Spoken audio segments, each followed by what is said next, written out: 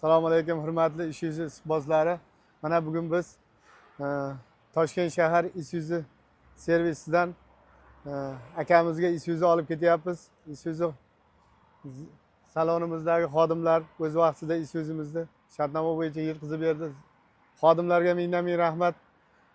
Zavodimizga, Samarqand zavodimizga ming rahmat. Shunaqa Isuzularni xalqimizga chiqazib yetkazib beryapti. Elda xalq uchun foydali texnikalardan biri.